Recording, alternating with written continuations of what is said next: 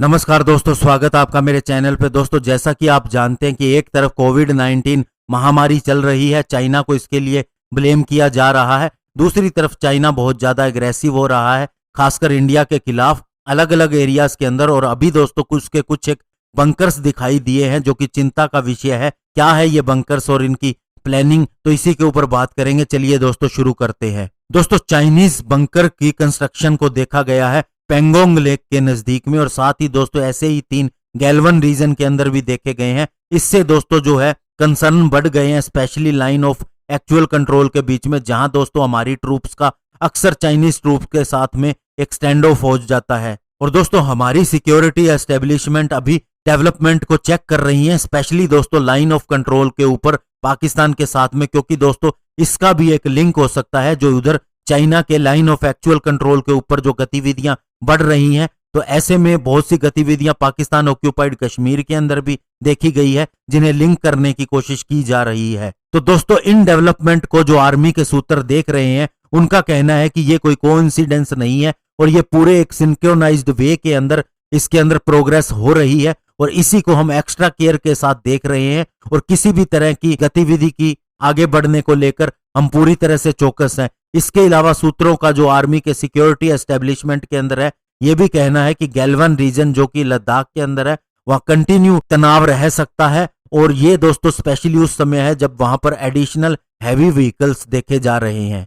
और दोस्तों यह माना जा रहा है कि चाइनीज पीएलए ट्रूप्स के द्वारा इलीगली एक ऑफेंसिव पॉइंट्स भी बनाए गए हैं इस रीजन के अंदर। स्पेशली दोस्तों जो पेट्रोल पॉइंट 14 है, जो कि गोगरा पोस्ट, जो कि बहुत ही स्ट्रेटेजिक पोस्ट है, उसके नजदीक देखा जा सकता है। और रिपोर्ट्स बताती हैं कि ये जो 3 स्पॉट है जो इंडियन टेरिटरी के अंदर हैं, उनके अंदर 500 चाइनीज सोल्जर्स शामिल हो सकते हैं। और दोस्तों इंडिया इसको काउंटर करने के लिए अपनी एडिशनल ट्रूप्स को भी भेज रहा है। और दोस्तों ये भी माना जा रहा है कि जो नए बंकर कंस्ट्रक्ट किए जा रहे हैं चाइनीज साइड के द्वारा, ये फिंगर एरिया के अंदर है, जो कि पेंगोंग लेक के अंदर आता है। और अगर इस फिंगर एरिया को हम माने तो ये दोस्तों एक जो पहाड़ी एरिया है जिसके ऊपर दोनों देशों की तरफ से क्लेम किया जाता है। और दोस्तों इंडियन ट्रूप्स जो हैं वे फिंगर 5 और 8 तक लंबे समय से पेट्रोलिंग करती आ रही हैं, और चाइनीज ट्रूप्स जो हैं वे दोस्तों फिंगर 3 तक ही पेट्रोलिंग करती थी। लेकिन अब इसके अंदर चेंज आ रहा है। चाइनीज साइड जो है वो दोस्तों अभी नए बंकर बना रही है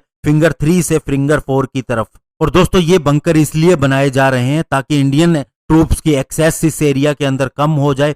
और स्पेशली चाइनीज आर्मी ने अलग अलग स्पुर्स के ऊपर पोजीशन भी ले ली है, और उनकी बोट्स की भी जो रिसेंट अगर पेट्रोलिंग की बात करें तो बहुत ज्यादा बढ़ गई है और बहुत ज्यादा एग्रेसिव हो गई है। और दोस्तों इससे पहले भी ऐसा हुआ है, जब कारगिल वार चल रहा था तो चाइनीज साइड ने इस अपॉर्चुनिटी का फायदा उठाते हुए 5 किलोमीटर का ट्रैक बना लिया था पेंगोंग लेक के साथ में पेट्रोलिंग के लिए। और ये ट्रैक उन्होंने रिकॉर्ड टाइम के अंदर पूरा कर लिया, क्योंकि इंडियन ट्रूप्स वहां पर ज्यादा संख्या में नहीं थी। और दोस्तों एक्सपर्ट्स का ये कहना है कि ये जो इंसिडेंट्स हो रहे हैं, क्रॉस बॉर्डर फायरिंग हो रही है एलओसी के ऊपर, इसके अलावा टेरर अटैक्स वैली के अंदर बढ़ गए हैं, और दोस्तों चाइनीज ट्रांसग्रेशन जो ज्यादा बढ़ गई हैं, ये तीनों दोस्तों लिंक्ड हैं। और ये दोस्तों उस समय डिसाइड की गई हैं जब इंडिया ने जम्मू और कश्मीर का स्पेशल स्टेटस चेंज कर दिया था और आर्टिकल 370 को हटा दिया गया था। तो अभी दोस्तों मौसम ऐसा है कि बर्फ सारी पिघल गई है, तो ऐसे में ये सारी चीजें एक साथ में की जा रही हैं। तो दोस्तों जो चाइना पाक का एक्सिस है, एक्चुअल में वो इस बात से भी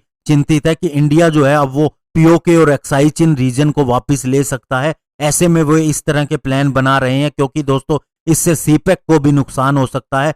दूसरा दोस्तों इंडिया का इन्फ्लुएंस अफगानिस्तान में बहुत अच्छा है, उसे भी कम करने की कोशिश है। और दोस्तों हमारे former deputy national security advisor SD Pradhan का कहना है कि नेपाल जो है वो अब इंडिया की टेरिटरी के ऊपर क्लेम कर रहा है। नया मैप उसने इशू किया है और बहुत सी स्टेटमेंट दे रहा है काला पानी रीजन के ऊपर। तो ये भी चाइना के द्वारा ही करवाया गया है, और एक्चुअल में ये दोस्तों एक एक्सिस है। लेकिन दोस्तों अभी सिचुएशन बहुत चेंज हो चुकी है। अभी अमेरिका भी चाइना को कंटेन करना चाहता है और इंडिया के साथ है, और पाकिस्तान की हालात बहुत ही बुरी है। इवन अभी भी उसे लगता है कि इंडिया उसके ऊपर कभी भी अटैक कर सकता है, और इंडिया ने अपनी पॉलिसी भी चेंज की है कि अगर कोई बड़ा अटैक हुआ तो इंडिया कहीं भी पाकिस्तान के अंदर अटैक कर सकता है और उसका न्यूक्लियर ब्लफ का भी जवाब देने को तैयार है। तो ऐसे में दोस्तों ये चिंताएं न केवल पाकिस्तान की बड़ी है बल्कि चाइना की भी। और उधर से दोस्तों सभी देश चाइना के खिलाफ हो रहे हैं। ये तो दोस्तों मामला कोविड-19 का आ गया, ये जिस दिन निपट जाएगा तो चाइना को बहुत बड़ा लॉस होगा।